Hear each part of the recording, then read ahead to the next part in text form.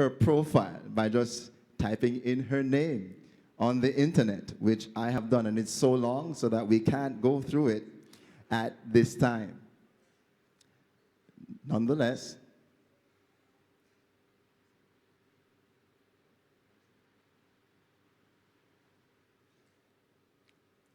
so this morning she is here to present to us on the subject, career choices.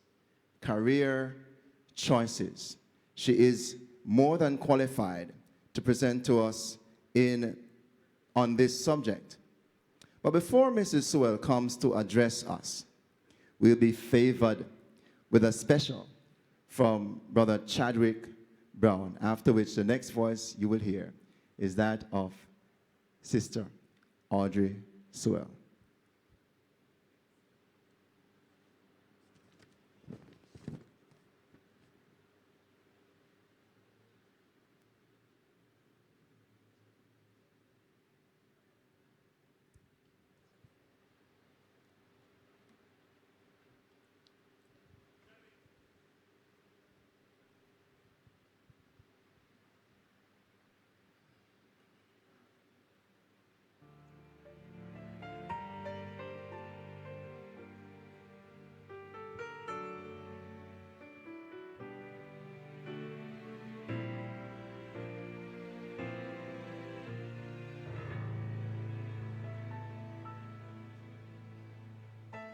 His heart was broken, mine was mended.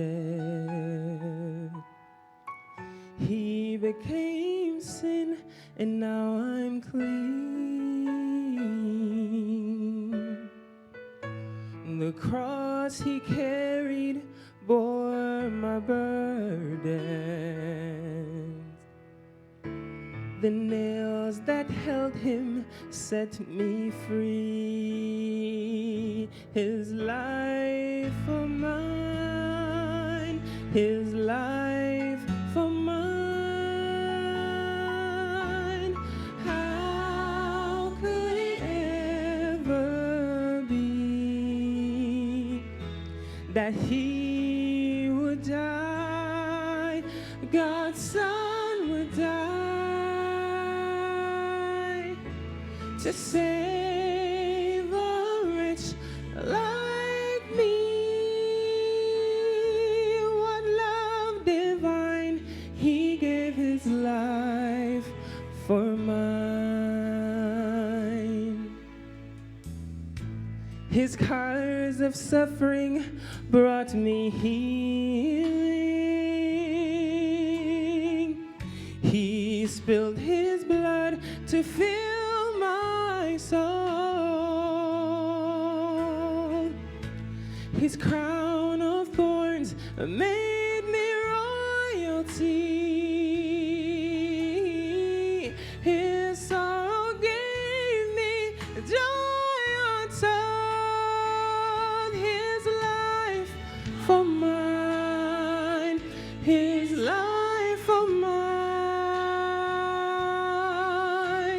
How could it ever be that he would die, God's Son would die, to save a wretch like me? What love divine, he gave his life for mine. He was despised and rejected, stripped of his garments and oppressed. I'm loved and accepted, and I wear a robe of righteousness. His life for mine, his life for mine. How could it ever be that he would die, God's Son would die, to save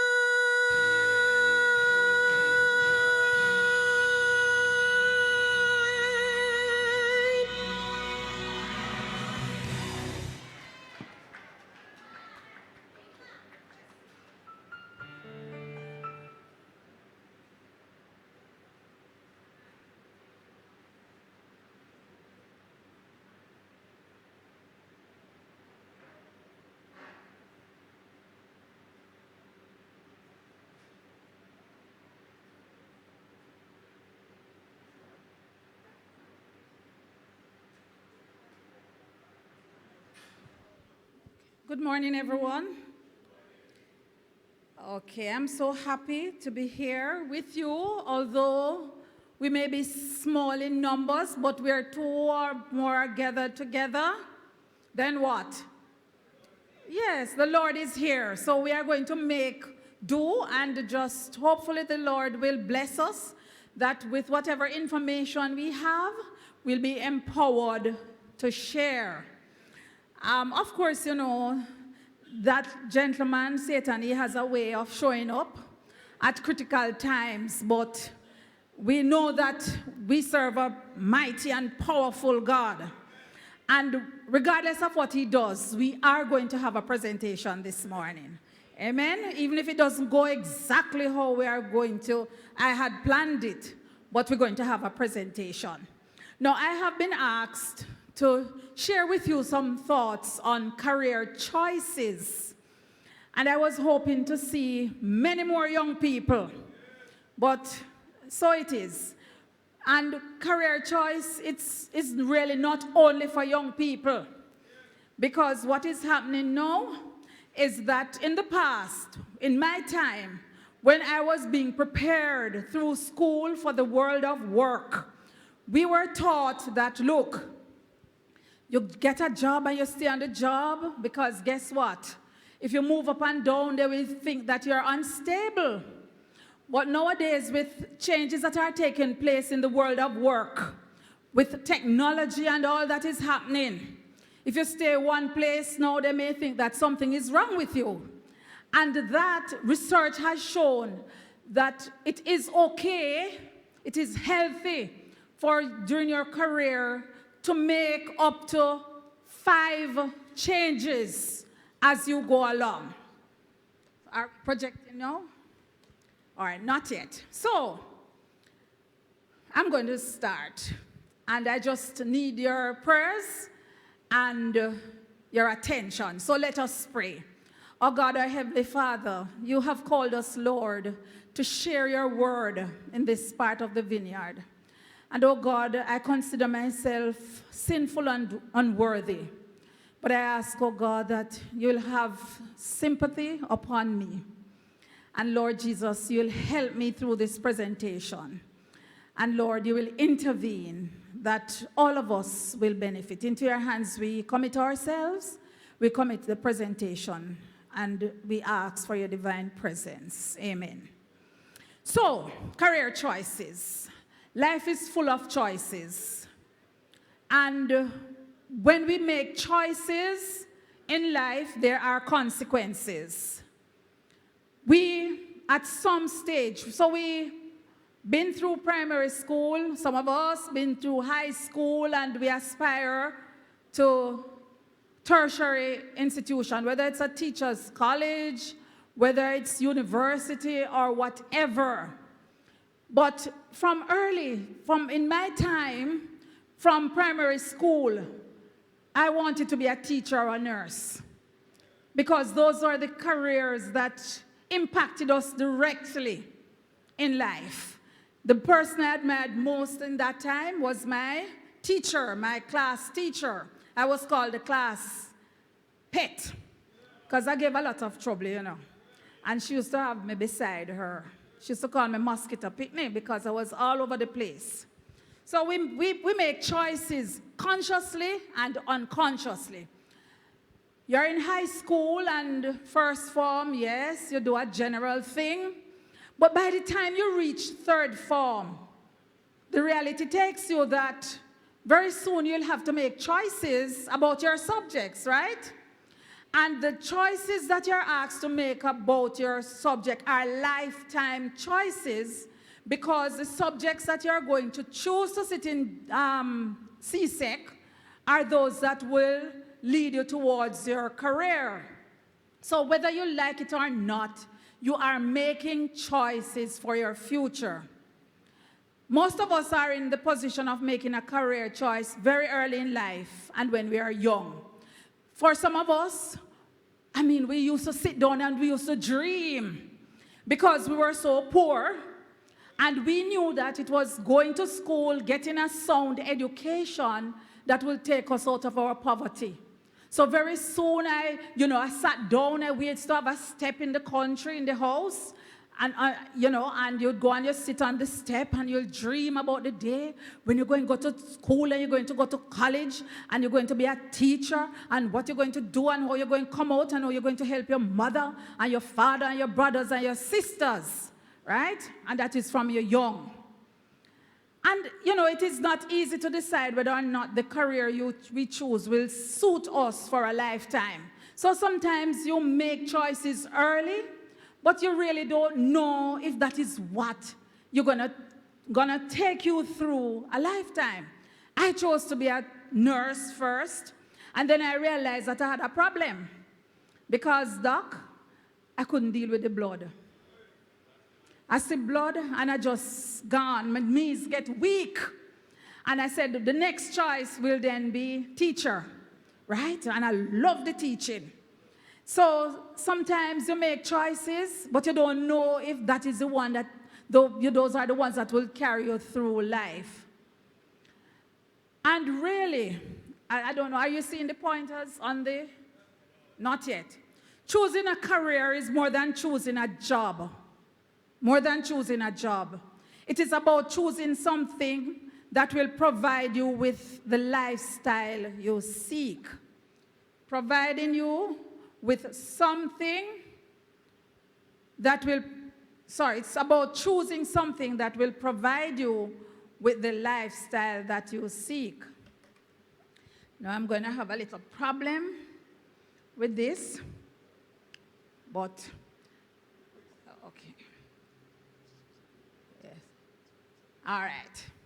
So in making decisions about your career choices, one, do not rush yourself. Sometimes we get anxious, and this urgency always have a negative impact on our decision making. Don't get too anxious, young people. You're still young, right? But have a goal in mind, but don't rush yourself, and don't pressure yourself because you see this person wants to go into neuroscience. You're going to want, because it sounds jazzy and it sounds sexy, and it's something that you'd want to do. Don't pressure yourself. Not making a choice is still a choice.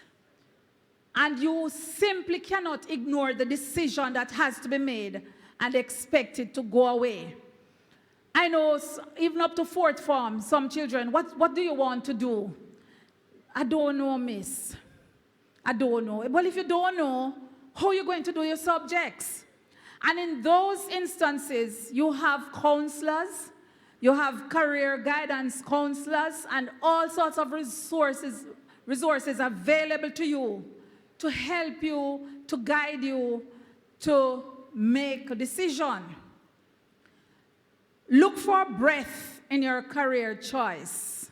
Breadth. Don't just narrow it down to one something, and I'm going to expand on it. I'm going to come back and work to your strengths. Some of you want to be engineer, or you may want to be a doctor, or you may want to be something else, but that is not the area that your strength is in. Some people, I want to be a singer, but believe me, if I stand up before you this morning, everybody would run out of here. But that probably would be one of my career choices, but that is not my strength. My strength is standing up and talking, and I can chat, and I chat a lot. And this is why I think teaching suited me very well, because,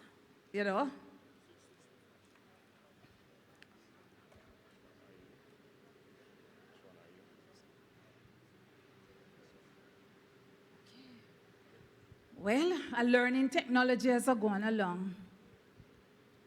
So work to your strengths. Next point, I talk to people who work in your desired career. So if you want to be a nurse, find somebody positive as a nurse to talk to. What is it like? What do I need to do? How do I need to prepare myself? If you want to be an engineer, find somebody who is an engineer who can guide you. And I would say to you, to young people, there are many, many opportunities for you to attach yourselves on summer employment program. You have a lot of summer employment programs now. You have the HOPE program. in the office of the Prime Minister that is specifically designed for young people. And what we try to do is to place you in areas of your interest. So if you want to go and you want to do research, we try and find summer employment or other employment for you in that area. So as much as possible, listen to advice, but make your own decision and talk to people in your desired career. Trust in yourself, trust in others, trust in the universe. Have a little faith that everything will work out well. So guess what? You have to tell yourself, you see me, this is me. And I want to be a scientist. I have to have that faith and trust in me. Because if you don't have that conviction and you let everybody come and tell you, but you can't do it. How many of us remember as adults, people who told us in our districts that you're not going to come out to nothing, or you can't do it, or your chest high? Have you ever heard that? Your chest high? Your chest too high? Young people, anybody ever told you that? That your chest too high? Yes, man. But guess what? It's not about them. It's not about those who say you can't. It's about the few who say you can. You can do it, and you will. So you set yourself your goals and work towards them. Have faith in you, because if you don't have faith in yourself, nobody's going to have faith in you. Remember that change is constant, and you have the resource to manage whatever comes along. Now, I open by saying that in my time, we were schooled to think that one job and that's it, because you'll be a good worker and they will like you and they will think you're great because you're loyal to the organization and you stay in the organization, and long service award comes and you get that. But all of that is changed, right? I started off as a teacher in the classroom, and somewhere along the line, an opportunity came up. And I said, well, I am going to grab this one. But my motivation, honestly, at the time was money. I wanted more pay. And I took the opportunity and I left the classroom. And I won't tell you, how the Lord works. And when you're faithful to the Lord, sometimes He's just doing this for you. And you're just going through without you even realizing that you're going through. Like how He part the waters, with Moses and them. You just go through, so. And I grabbed it with 2 hands. And then when I reached the organization, I gone into administration. But I know nothing about administration, because it's teachers' college I went to. So all they taught me was how to teach and how to manage my classroom. And I said to myself one day, but how I find myself here? So I don't know what to do. I don't know nothing about accounts. I have never seen an accounts book in my life. I don't know anything. So I said, well, I am going to prepare myself, because I am rubbing shoulders with big wigs now, and I mustn't look like I don't know, because I said knowledge is power. And I took it on myself and registered myself at the University of the West Indies, right, to do what we call management studies. And it was very rounded, and that is what prepared me. So I learned a little something about human resource management. I learned something about organizational development. I learned something about human behavior and human relations. I learned something about accounts. Locks, to the extent that I love the accounts, because it was a newfound love. I did all the accounting subjects that were, I had a natural thing with the figures. I don't like to sit down and imagine things and write essay. That's not me. Give me the figures. And I did it. Because guess what now? I realized that I was on a different track, taken out of the classroom and put into another situation. I took it as my responsibility now to prepare and equip myself for the new career path that the Lord had put me on. Is the Lord put me there? And there was no turning back. I say to you, young people, just be faithful to God. Be faithful to God. Because I share this with you. When I was at the university, Saturday classes were the norm. And I told myself, I'm not going to one. And guess what? When degree time come, many of us are Seventh-day Adventists. I could say all of us are Seventh-day Adventists who were faithful to God. We did better in the quality of degrees that we got to those who were running up and down on Saturday. Yes, be faithful to God and He will be faithful to you. Yes, have a little faith that everything will work out well. Don't worry yourself. It may look rocky, but remember that. Let me see now if I can manipulate. I am encouraging you, young people, do some research to determine where it is at with emerging careers. We have something called emerging careers, and I'm going to go into this a little. And I said I would have come back to this part. There are many graduates who cannot find jobs now. They graduate with first-class honors degrees, and they can't find jobs because guess what? Their areas are saturated. When I was at the Ministry of Education, we had hundreds of teachers who were trained in IT, social studies, and another one, geography or whatever, who could not find jobs, while we had huge shortages in other areas like mathematics and the sciences. So the college, the teachers' colleges, the training colleges were churning out many graduates in social studies because you see, when in those days, you know, my time when you did social studies, them look on you as up there. And IT because it sounds jazzy and sexy and so. So a lot of people took on those occupations. And when they graduated, they couldn't find jobs. You have a lot of UWI graduates who cannot find jobs. Do we have any lawyers here? Any lawyers in the house? That is one area that is becoming so saturated now. I'm sorry for the young people.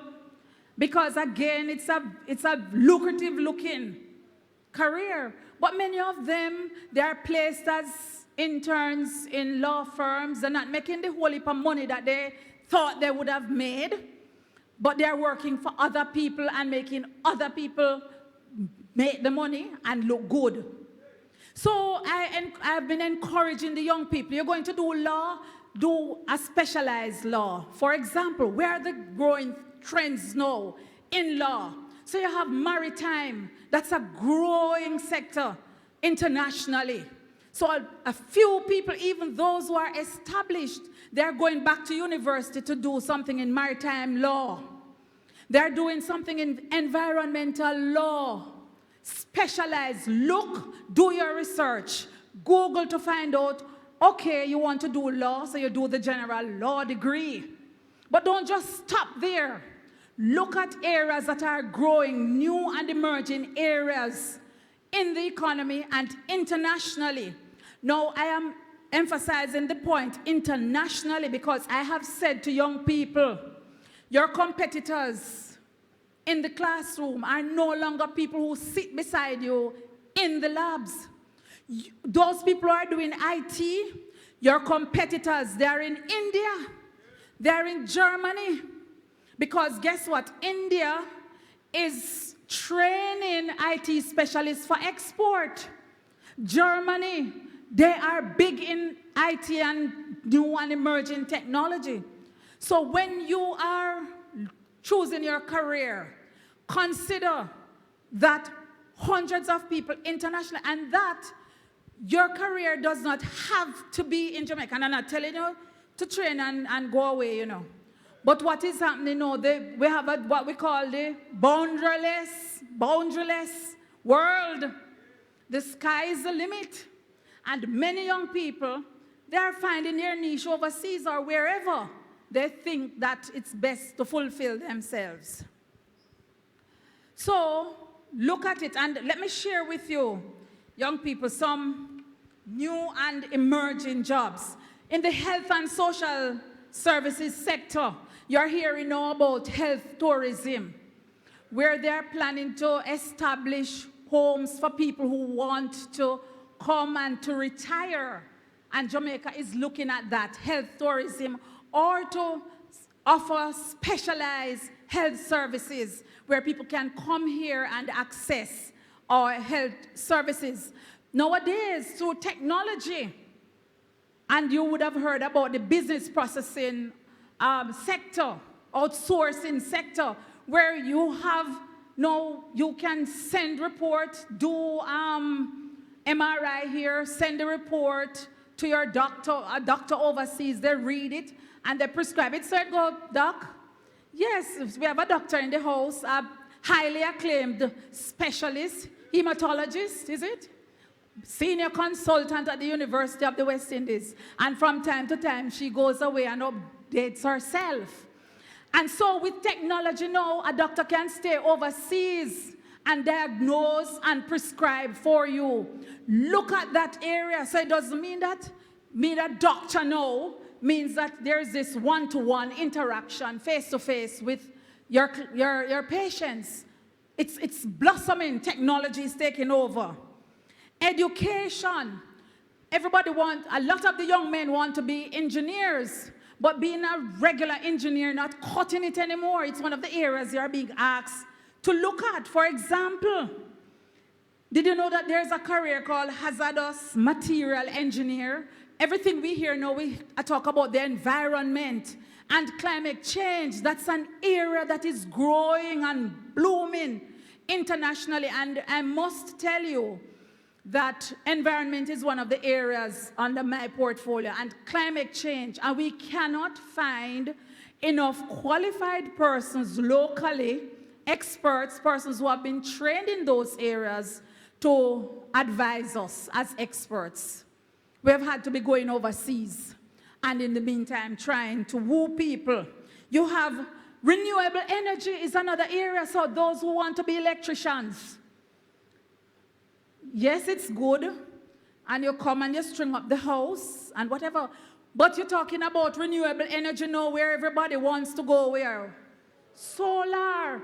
And so you have something called photovoltaic engineer or technician. The other day, we were doing some changeover at OPM. We're trying to lead by example in terms of renewable energy. And so we're putting in some solar panels and so. And the technicians, we had to wait because there are so few in numbers. So there are lots of new technology. Look what is happening. So those of you look at renewable energy. And you say, that is where it's going now. Quite a number of firms are developing, are coming into being, and they need people with those skills. You have, in terms of the business processing, outsourcing, and let me say something about that. Right now, there's this debate raging, and what it is that companies overseas, they don't set up large establishments anymore in their operations to do the data entry and those kinds of work. So what they do, they outsource it. So I may have a center here in Jamaica and the work comes in electronically, you see, or technology. So they send it to Jamaica, we process it in our call centers or wherever and send it back. And they have been saying, well, most of the jobs now that are being done through the BPOs, they are low-end jobs. But the truth is, there is high demand and there are many high-end jobs that are being done. Not enough, but there are many. For example, there is one operation in Portmore. We visited it sometime last year where the entire accounting functions of a huge operations in the United States are done here. So their balance sheet, everything, they are done. And the payroll is done weekly, sent and then sent back. Engineering work. And what we are finding is that many of those firms, no, they are drawing on our engineers. So at times it's difficult for us to recruit engineers. They are drawing on our accounting staff. You see, when you're highly qualified in an area that is in demand, when you're an accountant, you can't be out of a job because they absorb them. And some of them, they go overseas. So look to see what is happening in the work environment and make your choices accordingly. You have to look down the road. So I want to go into nursing, but there are so many areas that I can branch off into. We have lost a few of our nurses, locally trained nurses at North Street. And what they have done, for example, they do the general nursing. And then they go on and do the critical care nursing. So they work in theater and where else? And in ICU. And they are so much in demand. So when they go and you hear, they just grab them. So the last one that just left was Kenisha, Sister Claudette. Gone to America and giving them green card and everything. But I hope that they will take the green card, work some money, and come back, come serve Jamaica before they retire. So there are lots of options, young people. Let your heart and your head work together. Don't be driven by emotions. Don't take decisions because, well, you know, I love it, you see. I love it, I love it, I love it. And I see sister so-and-so do it, and I just think that I would want to do it. You have to have that balance. Is this what I want to do? Will this make me feel fulfilled? I share with you, and I am just coming to terms with it, I confess. I have a son, was a government scholar, you know. The boy did bright so till. And he went to university, said he wanted to do IT. And no, he said, first of all, he said architectural science, architecture, whatever. Got in at UTech. No, to get into that program is very challenging because it's for the entire Caribbean and the numbers are few. And then midway said, no, it's not that he want to do IT. Started IT. And then he said, no, it's not that he want to do graphic design. And it was like a rolling stone. And then after the graphic design, I go make the mistake and I sent him to Edna Manley for one summer to do an advanced course. And then him say, when he had to do the foundational course, him say, him passed there, so him not have to do it. And he left university to set up his own business. Still struggling because as far as he's concerned, he was going to be a millionaire in 6 months. But I have come to terms now with it, that what he initially wanted to do was not his passion. His passion is graphic design. And let me tell you something, him don't finish the degree, but he promised me that he's going to go back now. Now that we can sit down and talk about it, because I was angry. Being an educator, and you set a path for him. And the boy was on a track, he was on a roll academically, and then to come and tell me that that's not what his passion. I have now accepted that is his passion. And so I have promised him, and we have been working it through, that I will be giving him the support to see if he can come back on track. Parents, work with your young people in terms of their passion. Help them lay the foundation with them. And when you have done your part in terms of the foundation of Jesus Christ, then you would have done your part. But help them along the way. Some parents, they want the children to achieve what they did not achieve. And nothing is wrong with that. But they must have a say. We have to balance it with what they want. And it's their life. They're going to leave us after a while. And they're going to have to live with themselves. My father wanted me to be a doctor.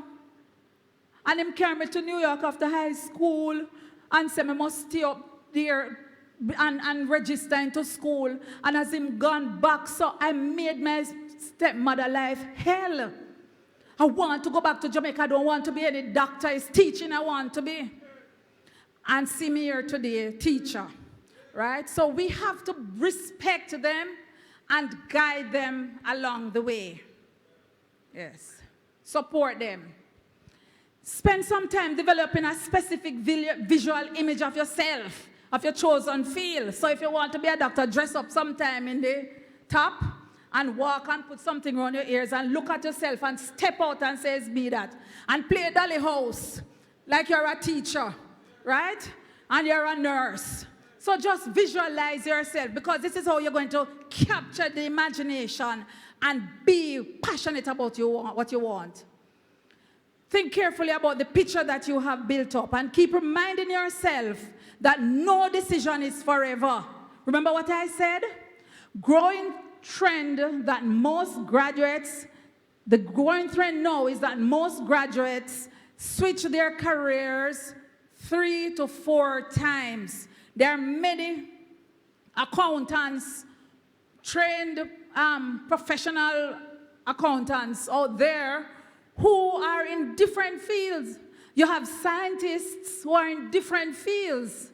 So nothing is wrong, young people, with the notion that you want to change your career. Go with the flow.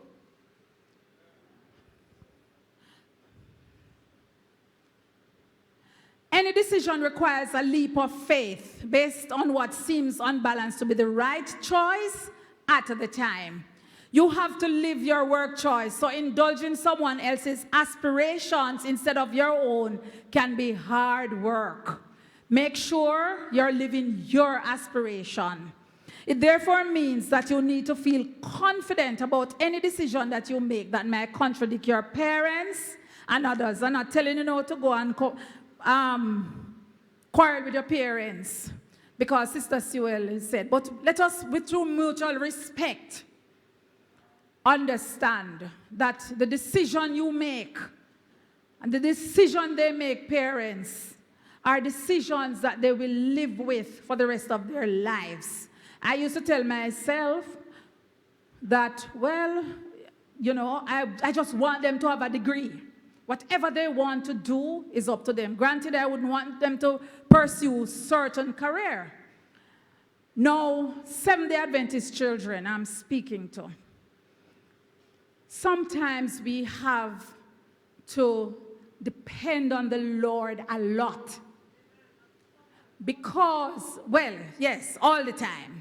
Thank you, Sister Carol, all the time. Because sometimes we are moved to choose, and we choose careers that conflict with the instructions of God. And then they come to the church and say, what I must do, Sister Sewell? I have that situation. This mature young man, he chose a career, and we warned him, I don't think you should choose this career or choose something else related, because sometimes you can choose things that are related to where you want to go. When you establish yourself and they see that you're a good worker, they may accommodate you. But when you just go in it blindly, it is going to be a problem. And so the kind of work he chose required him to work on Sabbath. It is a requirement. They don't waive it at all. These foreign countries and these foreign companies come with their jazzy jobs. There's no consideration. And I saw that young man every Sabbath. Where is so-and-so? Sister Genius, you know, is who? He's at work. And the mother would say, without any remorse, you know, oh, he has to work, you know. And we decided we were going to pray. And we decided and we counseled with him. And thank God today, guess what? He gave up the job. And the Lord have it that he felt that he should get a raise, and the people said no. And he felt he was being mistreated. And he decided to look elsewhere. So he's not, and sometimes the Lord allowed these things to happen for a purpose, to teach us a lesson. And now he's in a field where he was forced to take another job, but he's getting better pay, and every Sabbath now he's at church. Yes, young people, we have to be careful.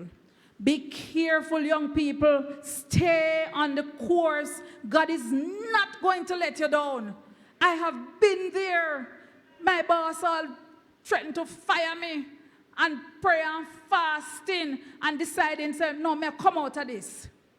Because me can't take the persecution.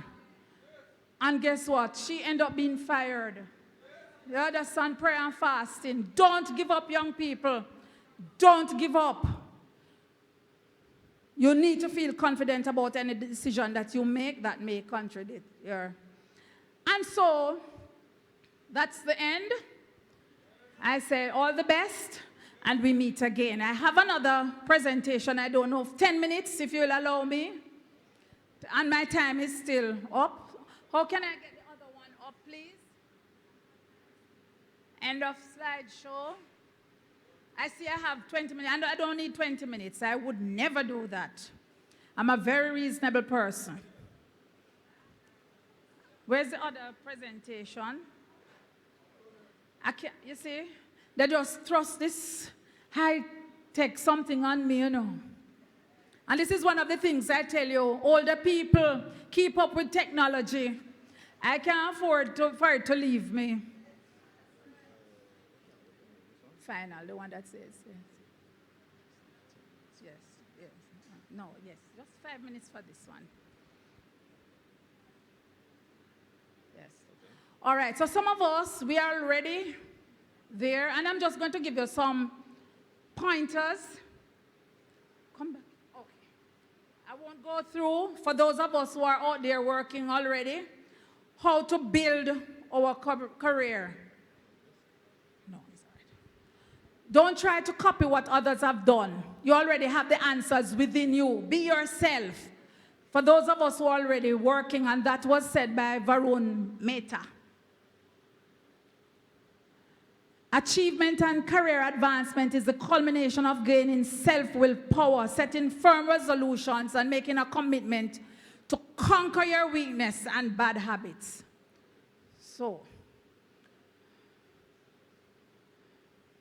7 steps in building a successful career. I just rushing through. Just one slide I want to share with you. There's something not moving, you know. I want it to move. All right, let me just go through. For those of us who are working, one of the things that we need to do, we were brought up and told the humblest calf suck the most milk. But guess what? The humblest calf gets pushed away outside sometimes. And one of the things that I learned being in corporate world is that you can't just sit down in an office and say you're doing a good job and you're working hard. You have to be seen. You have to make yourself be seen. You don't hide.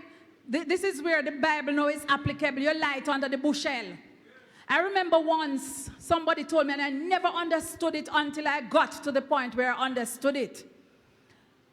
You are doing a good job, but people need to see you to know what you're doing in the organization. And I said, but is what this lady telling me, saying, me must go push up myself? Yes, push up yourself. Be seen, because guess what? You have to market yourself. You have to place yourself in a position where people can see your worth and the contribution that you're making in the organization. And I'm telling you now, you must go be over and about. But be present, and you're saying silently, see me here. I am worthy of promotion. I am adding value to the organization. So you have to brand yourself. Just like how Grace Kennedy spends a lot of money to brand its company, and it has a particular name. So if you go to buy anything, you're going to buy Grace. It's the same thing as individuals. And how do we brand ourselves? For me, I tell people, I put myself together properly. I don't wear expensive clothes. I can't afford it. But I must look the part. I must look the part. So if you want to be stepping out, spend time to fix up yourself and fix up yourself properly. And I'm not telling you about makeup and this and that. I'm telling you, dress modestly, dress professionally. And dress like Christians, because when we dress as God wants us to dress, we look good. And some things I don't do, but people tell me, oh, me look good. Yes. Spend time and brand yourself and fix up yourself. Align yourself with positive people. There are some people that don't have anything good to tell you. Just put away those stocks in. Leave them. You go put yourself and exalt yourself with positive people and look for where the successes are in the organization and put yourself there. When I went to a particular organization to work, it was a new organization, and everywhere they put me to work, people say, but you come here with a degree and you make them put you there so and have you all about. That's good for me, because I learned the operation of the organization. So guess what? When the new structure, the organizational structure came up, they put me in a good post, because by then they were convinced that I know enough that they can trust that unit to me. So align yourself with positive people, successful people in the organization. Do good, do your work, and remember, I'm cutting off here, that you're a child of God. All right, let's put our hands together for Sister Audrey Sewell. You have actually 16 minutes for questions. If you have any questions for her, and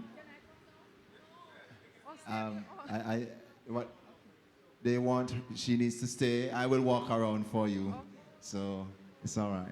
All right, so yes. Questions? Hello. I like the fact that you said we should trust God. Yes. Because Joseph was in prison when the Holy Spirit brought back to somebody else that Joseph had this ability.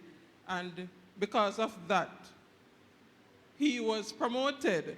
So I believe that if we work with integrity, quietly do our part and trust God, he is able to direct the affairs for us to get a promotion.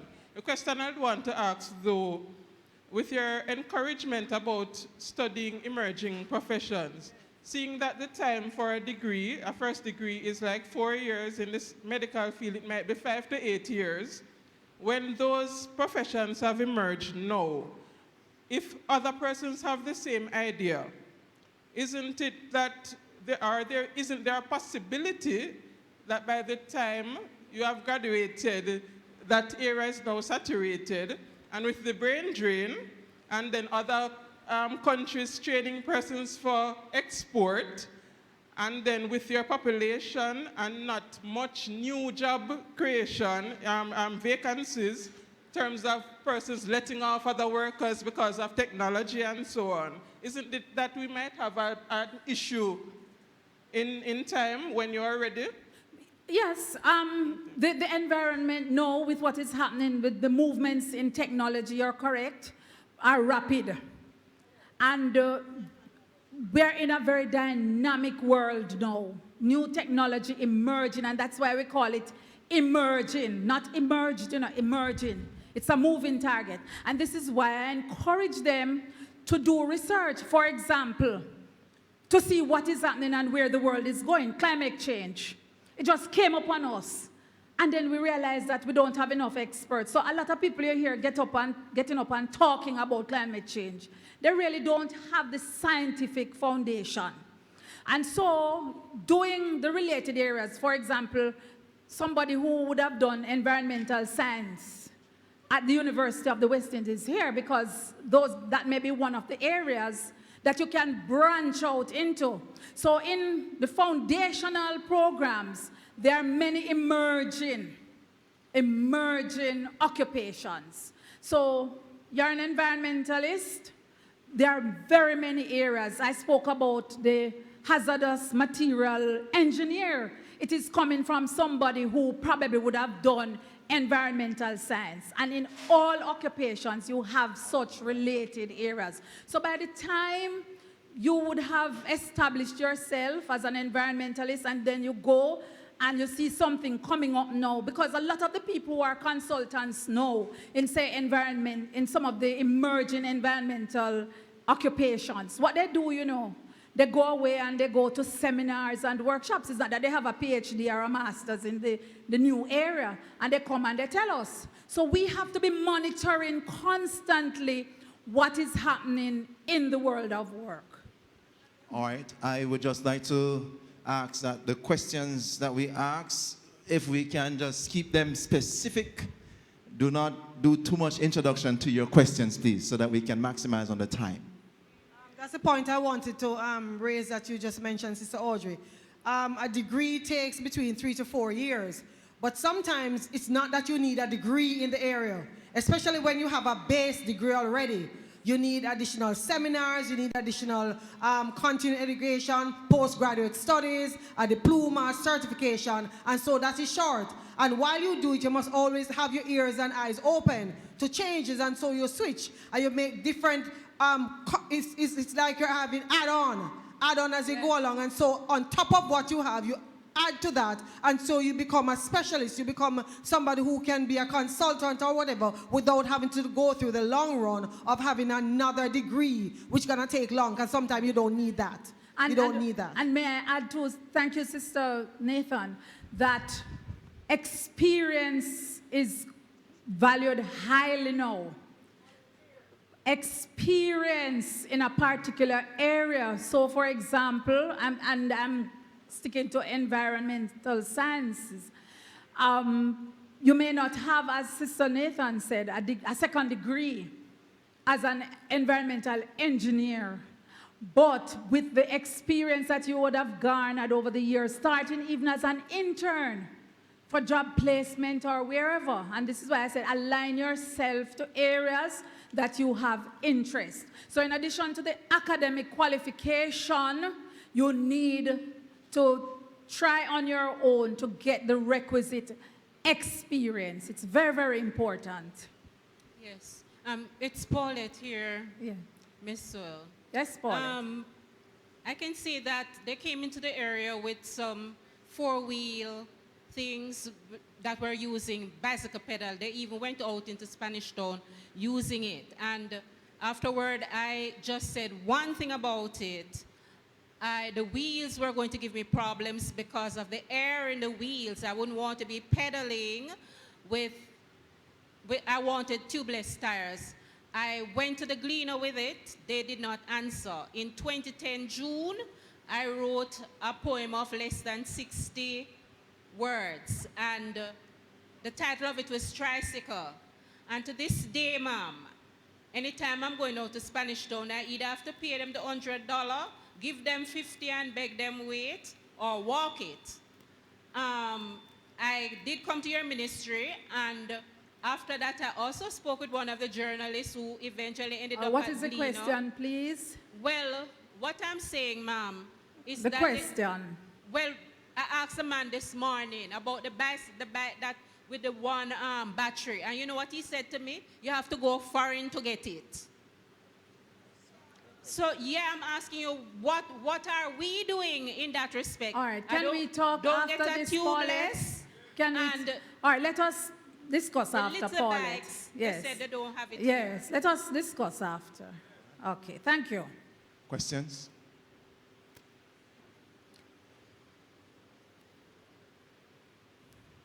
Raise a hand. Okay, hello everybody. Okay, as a Seventh-day Adventist Christian, right, like I'm in grade 13, I still don't know what I want to do. I'm from the old school, you know, what that is which form? Upper 6. Okay.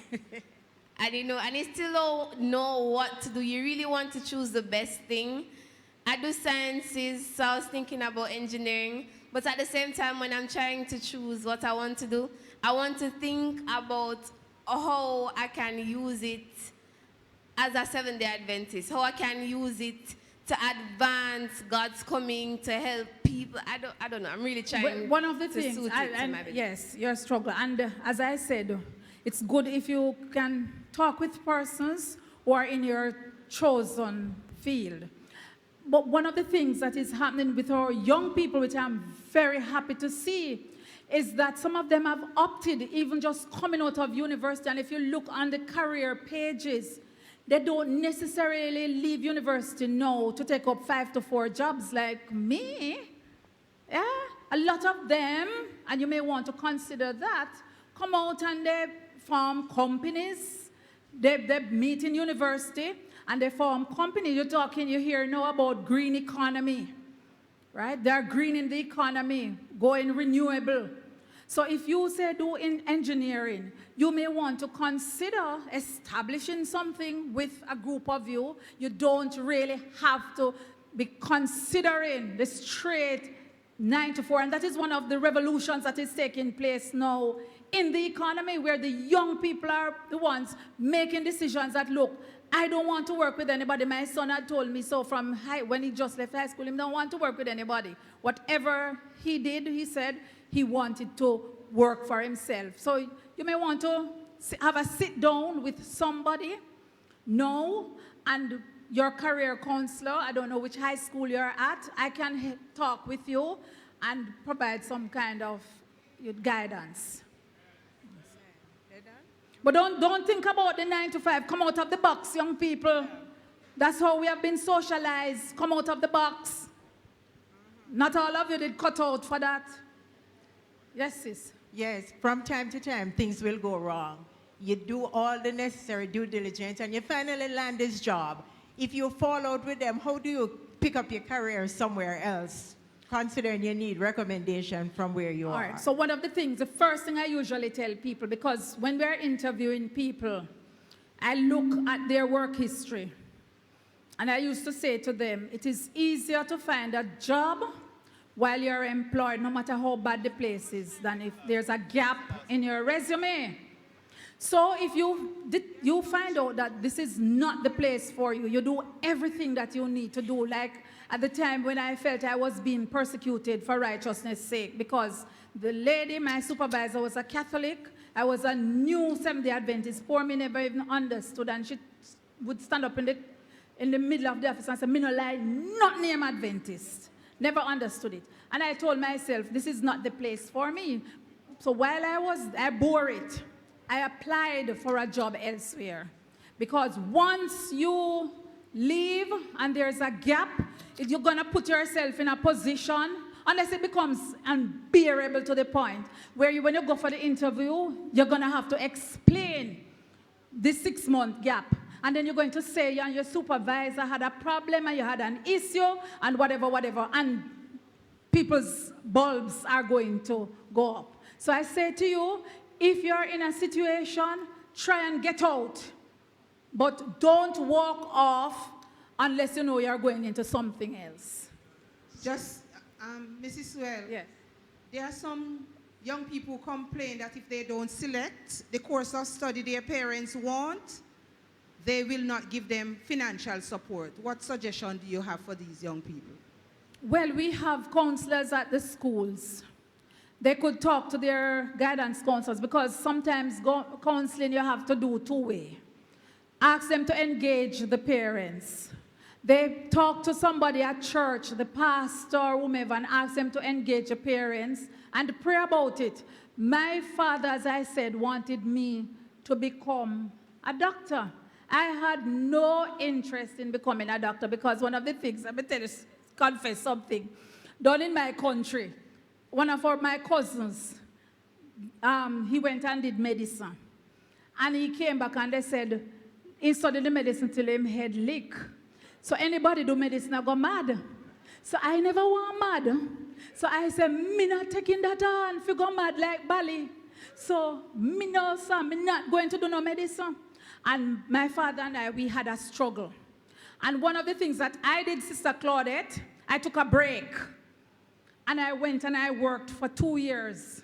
And at that time, I was beyond the age of, and I could make my own decision. And while I was working, I applied to go to Teachers College, because teaching me did want to do. But engage persons who you know your parents will listen to. Ask them to engage them. Talk to your guidance counselor, ask them to talk to them, and pray about it. That's what I could say. If you have anything you could add, okay. And get scholarships too, yes. There are lots of scholarships around. Ministry of Education, a lot of you don't know. Every year I beg money for them, help them with their tuition. And, you know, so there's a lot of support. You have the Student Loan Bureau, and you have a program under the Student Loan Bureau that you can get a grant if you did not qualify for a loan. So there are many, many things out there. On PATH, there's assistance for children who are on PATH. They are assisted to tertiary education at the tertiary level. You can also do summer employment, save a little money, and help yourself. And yes,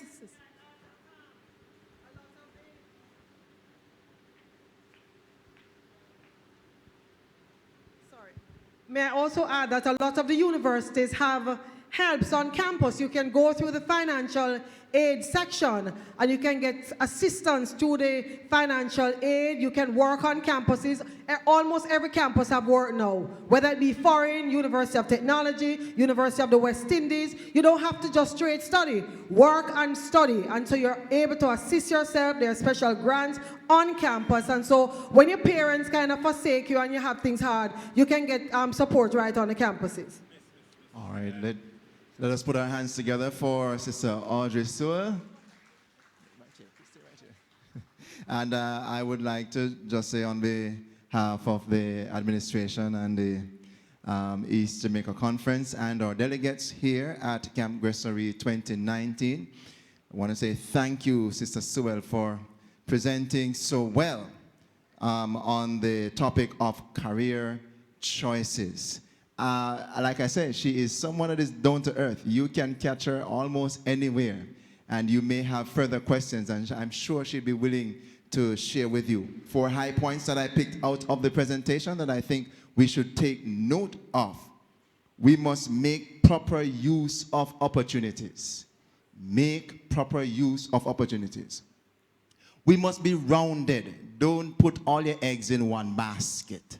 We must be well-rounded. We must be faithful to God, and that's the primary one. Be faithful to God. And the other thing is do research. Don't just meander along. Make sure you study the job market, see what is emerging, see what is important, where they are lacking in personnel, so that you can take advantage of these opportunities. And so just put your hands together again for Sister Audrey Sewell.